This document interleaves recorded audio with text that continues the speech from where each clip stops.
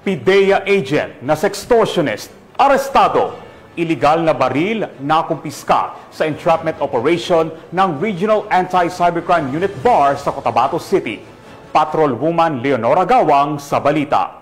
Isang agent ng Philippine Drug Enforcement Agency ang naaresto matapos umano'y manakot na ipapahiya sa publiko ang kanyang karelasyong babae gamit ang mga maselang larawan at video nito at pagkakakumpiska ng isang iligal na baril sa isinagawang entrapment operation ng mga operatiba ng PNP Regional Anti-Cybercrime Unit BAR katuwang ang PNP Station 2 sa bahagi ng Peña Francia Street, Rosary Heights 11, Cotabato City nito lamang ika-11 ng Nobyembre taong kasalukuyan.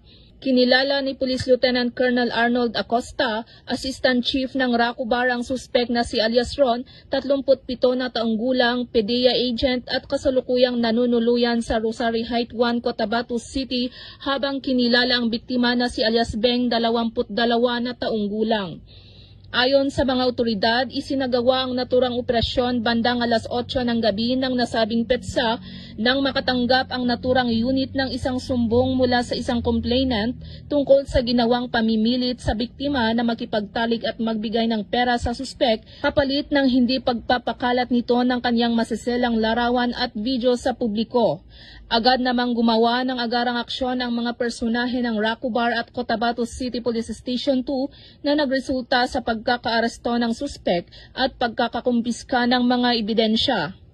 Nakuha mula sa suspek ang 2 piraso ng trust condom, 800 peso bill, isang ATM card identification cards, isang unit ng Yamaha Aerox at isang caliber 45 pistol at 5 bala. Nasa kustodiya na ng naturang istasyon ang suspek at posibleng mahaharap sa kasong paglabag sa Republic Act 9995 o Anti-Photo and Video Voyeurism Act of 2009, Article 286 ng Revised Penal Code o Grave Coercion, at Republic Act 10591 o Comprehensive Firearms and Ammunition Regulation Act.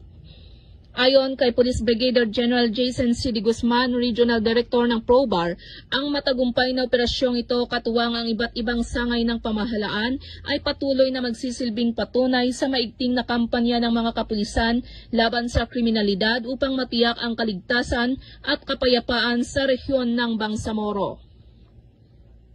Mula rito sa rehiyon ng Bangsamoro, ako ang inyong Police News Network Correspondent, Patrolwoman Leonora Gawang, alagad ng batas, taga-taguyod ng Balitang Pulis.